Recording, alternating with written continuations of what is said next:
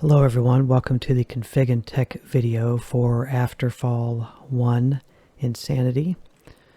Get my notes open on the right and my install folder for the game.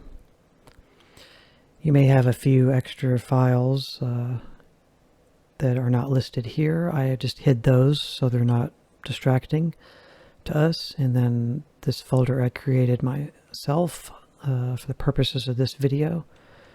So you should only have those three folders, the uninstall file, and maybe a couple of other ones. So in this video, we will be setting up Afterfall 1 Insanity, general and advanced settings where needed. This will hopefully put the game in the best playable state it can be. Any links that are covered will be in the description of the video. So the first thing I want to talk about here is the preliminary information. So Afterfall 1 Insanity is an older game and way past the point of being supported. No matter what you do, the game is only so optimized, and you can expect a certain degree of jank. That being said, I've put together some basic adjustments for the game that are easy to implement.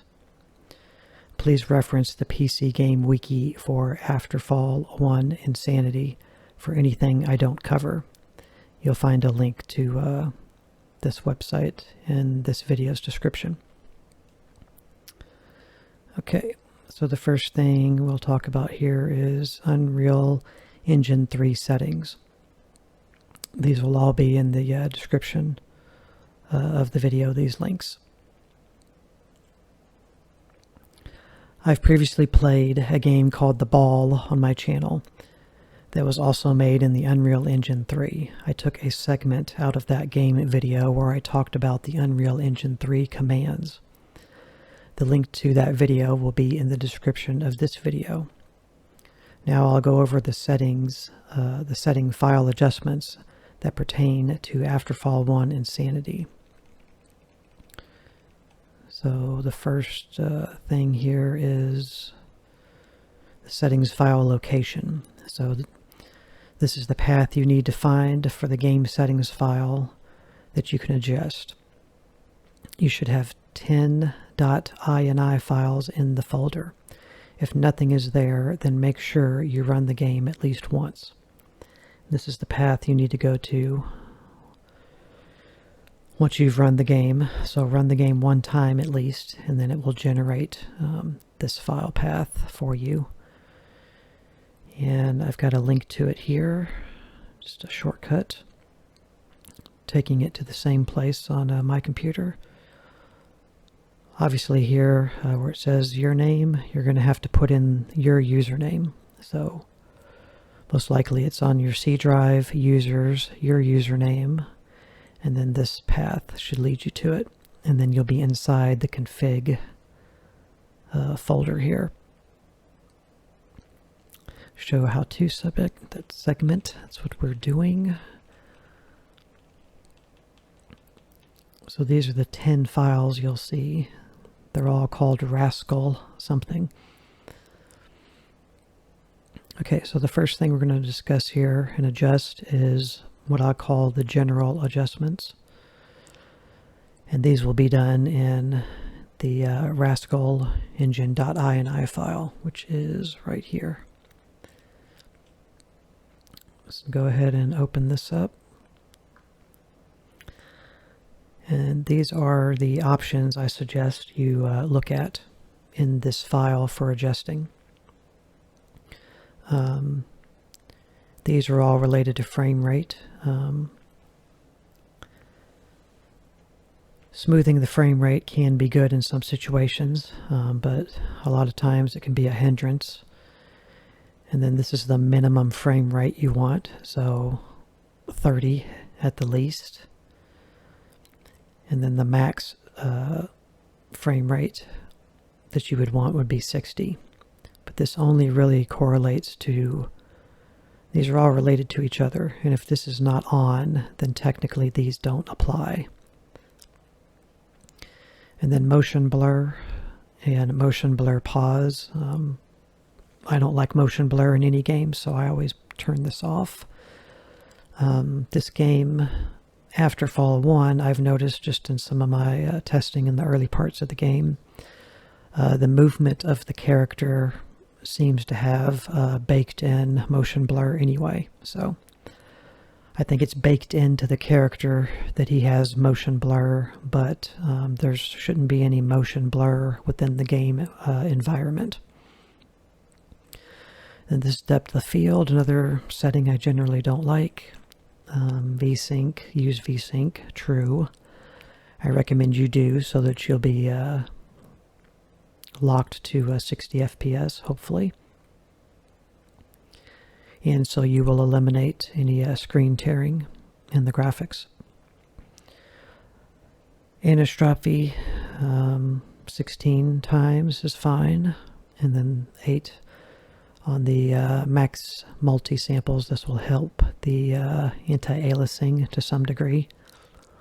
Not much. So let's look at that here. I'll show you an example. We'll look up motion blur, for example. So when you're in a document like this, just click at the top, do Control F, and then type in motion blur, for example. And then press enter, and it will search the document for any instance of it. This is not what we need. Here it is. So as you can see, it's on false. This is another motion blur setting as well, but it's by default on 0. So I didn't indicate over here that you should adjust it because it's already on 0. See if there's any more examples of it. Yeah, so anywhere, keep searching for these commands throughout the document, and anywhere you see a true or false option, make sure you set it. So there's a handful of 2 different instances where you need to make sure this is on false for motion blur. As you can see, there's depth of field, here's bloom and ambient occlusion, all those kinds of things. Lens flares.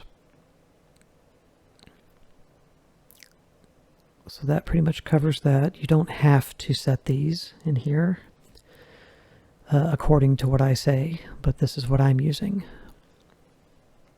So we'll close that. So the next one is under General Adjustments, is going to be under Rascal Input INI, which is right here. And we're going to be looking at B Enable Mouse Smoothing. This is another setting that can be good sometimes, but generally not. So by default, I would leave that off. And then console key equals tilde or tilde. Tilde, it's the wave symbol next to the 1 key on the keyboard. This is already set like this, I believe, but this is what will let you open the console command, like the developer's console command, which will allow you to do things like type in motion blur equals false or motion blur equals true while you're in the game. Although I recommend you do settings like this outside of the game without the game running and doing it manually in the save file, or in the config file, I should say. But being able to access the console with a shortcut key will let you input these while you're in the game. That is what the intention of that is for. So here's where mouse smoothing is, and I have it off. And then we can type in console. There's console key tilde. A lot of games won't have the console automatically enabled. Usually you can access consoles in Unreal Engine games and Crytek Engine games by pressing the tilde key. But a lot of times you'll come in here and look for it, and it'll either say console key equals like 0, or it may just say nothing. And if it says nothing, then you can't even use the key. It won't do anything. It's because they're trying to disable it. But if you type the word TILDE, that represents the key next to the 1 key. The key to the left of the 1 key and the key under the escape key on your keyboard on the top left. Alright, so that covers the general adjustments here. And these are just what I am using. Obviously, these are your choice, you know, what you want to do. So let's move on here. So the next thing we'll adjust here is no intro videos and no splash image. The intro videos that play before you get to the menu when you start the game, and the splash image that shows before the game even starts playing as it's loading up the game to play. These can be disabled so that you can load into the game and start playing quicker. So again, we'll need to reference the rascalengine.ini for adjusting the no intros. So let's go back into that. This is what we're going to be looking for in that file.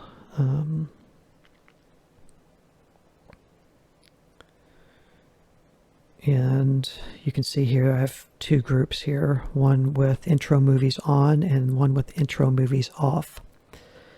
These represent the 4 intro movies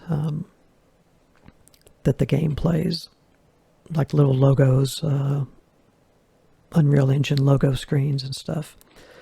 So this is how they should look in the file if you want them to play. If you don't want them to play, it's the same thing, but they simply need to be commented out with the little symbol. It's not the quote symbol. I forget what this symbol is actually called off the top of my head. This one right here that I'm highlighting. This one. It's like a dot, a period, and then like a comma. It's not asterisk. What is it? That's an asterisk. And these are colons, what I'm typing right now. But it's that symbol right there. You just have to put that one time in front of each one of these lines, and that is called commenting out the command. It's basically the same thing as saying 0 for off or false. But you can do that because these don't have those commands. It's just startup movies, and this equals the name of the file. If you go to Rascal Game in Movies, you can find them right here. Here's the dummy, the logo, the legal, and the UT. The rest of these are cutscenes for the game and the introduction to the game. So they're all a logo, or they're all .bik files, but they don't need to be listed like that. They just need the title.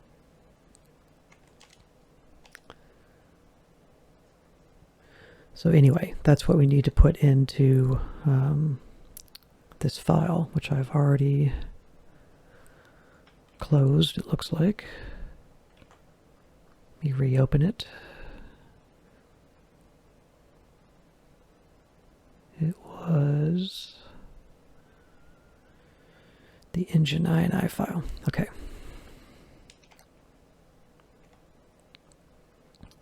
Back here. Okay, so if we type, again, Control F, not on this, not on the folder, on the text document, and type in Startup, that'll be enough to get us there. Keep pressing Enter till we find it. There it is.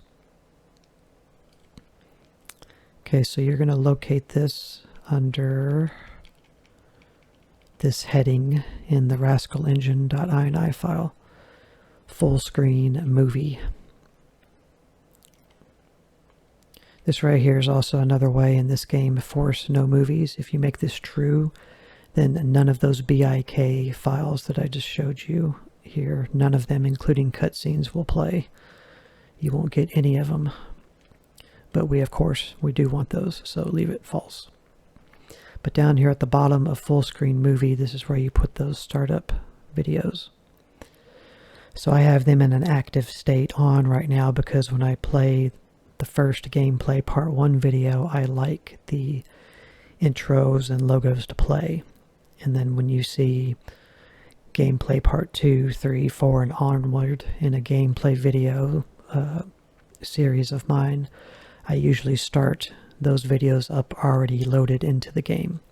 So you'll see the intros and logo screens once, as will I, and then I will myself go in here and put this symbol like this in front of each line so that when I play the game later and the other gameplay parts, I won't have to see the intros. So for now I'm leaving those on. And that's all you need to adjust for the videos, if you want the videos on or off. Very simple. It is a possibility you could go into movies and just delete these files or rename them to like .bik, .bak for back. You could also do that maybe, but it works for sure doing it through the engine.ini file, so I'd recommend doing that. Okay, the next thing.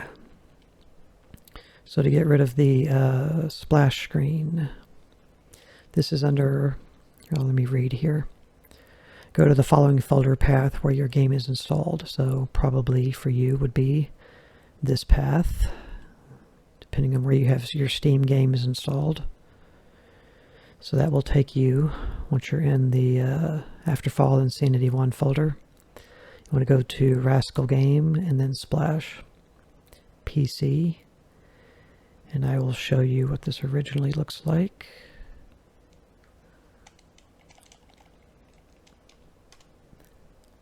So when you start the game, it will always show this picture in the middle of the screen before the game starts up.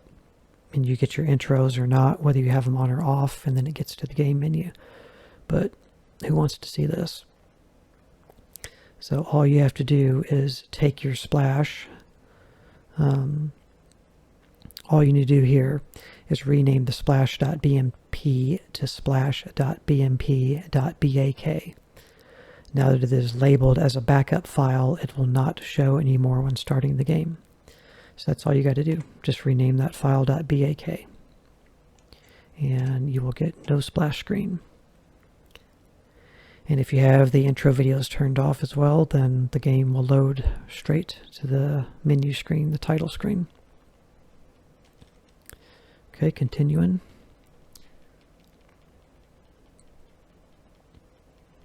So now we're going to talk about FOV field of view adjustments. I have a previous video taken from my Firewatch playthrough where I talk about FOV in some more detail. The link to that video will be in the description of this video if you'd like to see it. While in first-person games, I like my FOV at 60 vertical or 90 horizontal. Generally, in third-person games, I tend to leave the FOV alone for various reasons. However, Afterfall 1 Insanity has around 8 various FOV adjustments. It does based on what is happening in the game. This means at any time the game may zoom the camera in or out for effect, causing an unwanted perspective change. These adjustments will give you a consistent 80 FOV or 120 FOV to choose from. I went with the 80 FOV option as it felt good to me at 1080p and a 1920 by 1080 resolution. The adjustments can be done manually through the Rascal Camera.ini and the Rascal Weapon.ini, which are those. I'm going to provide you a link to the source of this information from the PCGamewiki for Afterfall 1 Insanity. As these adjustments require multiple edits, it will be easier for you to just copy and paste the new .ini files. So I'll show you that here. Let's look at what the, as mentioned, the I think it's up here. Yeah, this will take you to a file that you'll download. It's just a download, straight to the download. But if you go to just the PCGamewiki for the game, you'll find this in an FOV section, and it'll take you to the same place. This is just a direct link. Let's get back to this down here. So we'll take a look at what that is when you download it. You will get a MOV, or FOV, excuse me, mod.rar file. And when you open it, you'll have a folder for Afterfall Insanity FOV mod, and when you open that, you'll get a README in your 80 or 120 option, and we'll look at the README here. Pick the folder for the FOV you want, then extract the contents, INI files, to this directory. Basically where we are right now, looking at these files. Replace and overwrite. Mod also removes the effect that decrease your FOV under certain situations like aiming and chase segments, etc. So you never lose peripheral vision. It'll stay consistently at 80 or 120. So that's the README for the mod. And so like I mentioned, I went with the 80.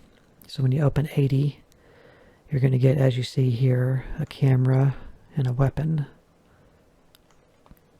INI file. So just drag and drop those into here based on whether you want an 80 or 120 FOV, and then when you start the game, the FOV will be adjusted. Okay, that's how you do that. So let me read this to you here. This is an important note. This is very important. When you copy and paste the the Rascal camera and the Rascal weapon.ini files, you will need to mark these files as read-only. Otherwise, when you run the game, it will reset the adjustments back to default. It's a common occurrence in a lot of games when you make changes that don't reflect what the game is expecting. Excuse me. So let me show you how to do that. What you need to do it one at a time, so don't highlight both of them. I say this because of what I said, but because it is not marked as read-only by the person who made these files. But in my case, when playing the game, they get reset. So I'm showing you now how to mark these as read-only so the changes won't change. So highlight Rascal Camera, right mouse click, go to Properties. And down here under Attributes, you'll see read-only. It'll look like this because it's not. Just make sure you put a check and then click Apply and then OK. So do that to camera and then the same for weapon. Make sure it's read-only as well. If you look inside of these files, you'll see here all of these representations of 80 FOV.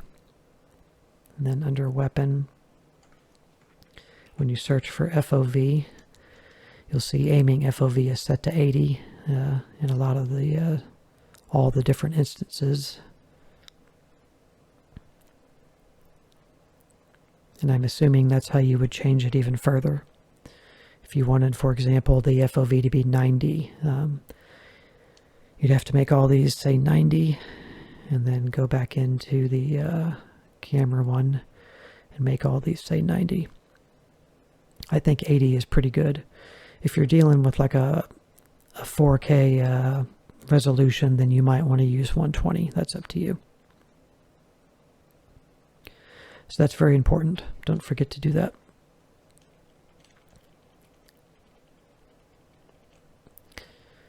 Okay, also worth mentioning, it is generally not a good idea to mark the Rascal engine.ini or any engine.ini file as read-only in any Unreal Engine game.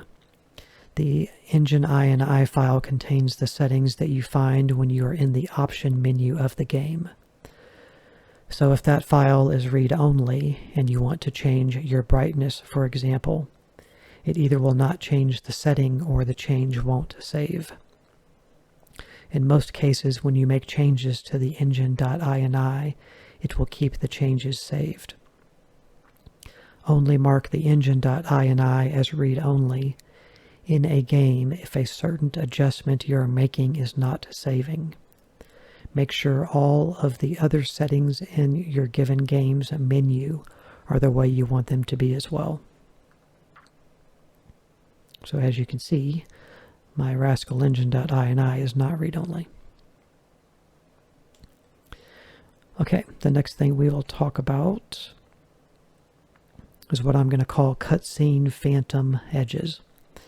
Not really a fix, but an explanation, because you will probably notice it during the gameplay. I've seen this before in older games, and I'm not sure exactly what is going on. If anyone who sees it has a proper explanation, I'd like to know what is happening and a fix if there is one.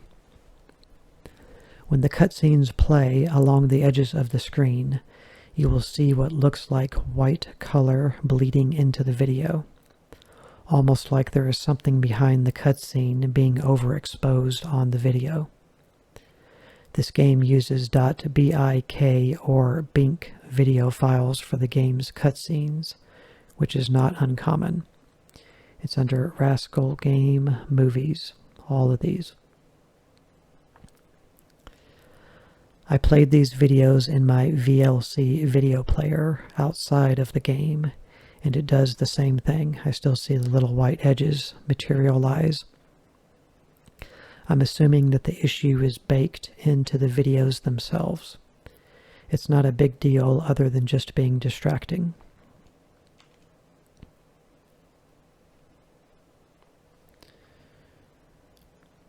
So now let's talk about the in-game settings. To finish up the config and tech video for Afterfall 1 Insanity, I'd like to show you the settings in the actual game. I'm going to do a quick edit cut here in this video, and we'll go over the in-game settings. So I'll see you there. Hello everybody. Welcome to the in-game portion of the config and tech video for Afterfall 1 Insanity. So we're in the options menu here. We have 4 categories: audio, video, game, controls. Let's start with audio. So you have 4 sliders. You have a master volume slider, music volume slider, sound effects volume, and voice volume. I just have all of these maxed. Next section is video. So gamma, your brightness. You basically want to barely be able to see the left eagle symbol. See the one in the middle, and then the one on the far right be extremely visible. I'm just going to go with the middle default setting at 50%. My resolution's at 1920 by 1080, 1080p. Full screen on. Graphic mode. You have low, medium, or high as options. It's changed itself to user because we've made custom adjustments in the previous segment of this video to the graphic settings. So now it's on a user manual adjusted mode. Otherwise it would be on high. Then there's an advanced section here. Anisotropic filtering 16x. VSync on. Texture quality high. Lighting quality high. Characters quality high. And shaders quality high. All of these are maxed high as high as they will go. You can look at my readings up here in the top corner.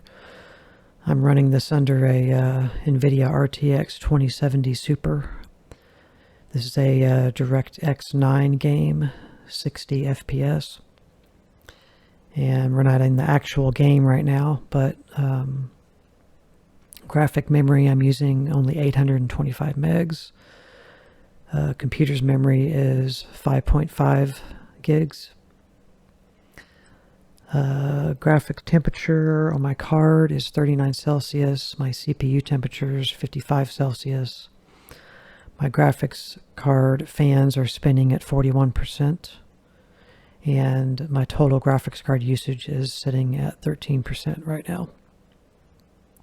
So as you can see, nothing crazy.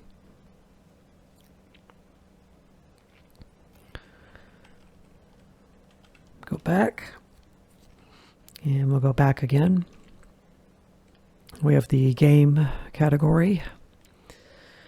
So here we have subtitles. I'm putting those on. And gore, I guess you can turn on or off in this game.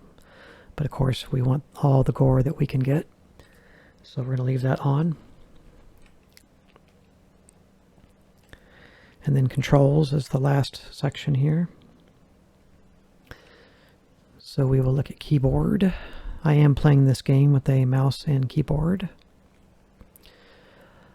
I won't go into great detail here with the controls because I'll cover that when we actually get into the gameplay.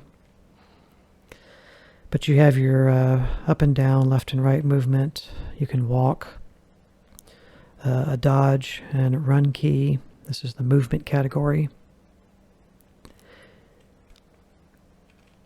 Then you have interactions, use, cancel and quit, a kick key, a PDA and radar key, toggle free fight, find target.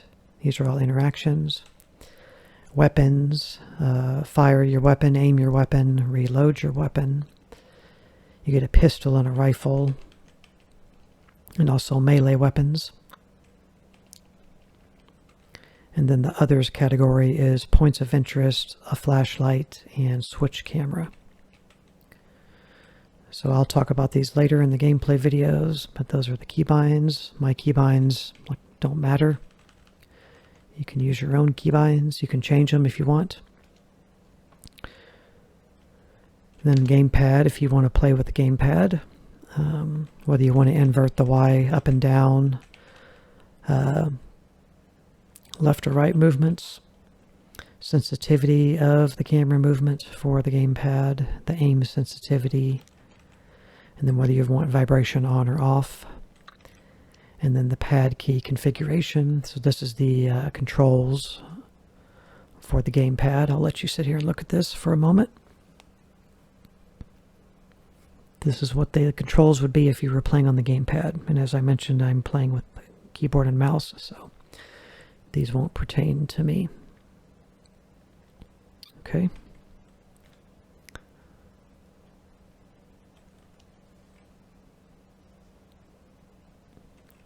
So that covers the gamepad controls. Mouse sensitivity. I have this at the lowest possible setting right now because it's pretty aggressive, I would say, in the game. I'm using a Razer mouse and I have my DPI on the mouse set at 800. And with it, that's what I use by default. And with that at 800 and mouse sensitivity in the game set to 0 or low, that seems to be pretty good for me. So that's where I'm going to keep it, I think. You may have to adjust this based on your mouse. And then invert mouse is the same option like gamepad for the mouse movement, if you want that reversed or not. If you don't, if you want up to be up and down to be down, then leave invert mouse off. And that is it. That completes the config and tech video and the controls and settings for this game, outside of the game and inside of the game. So in the next video, we'll be getting into the gameplay. Thank you very much for watching and listening, and I'll see you in the next video. Bye.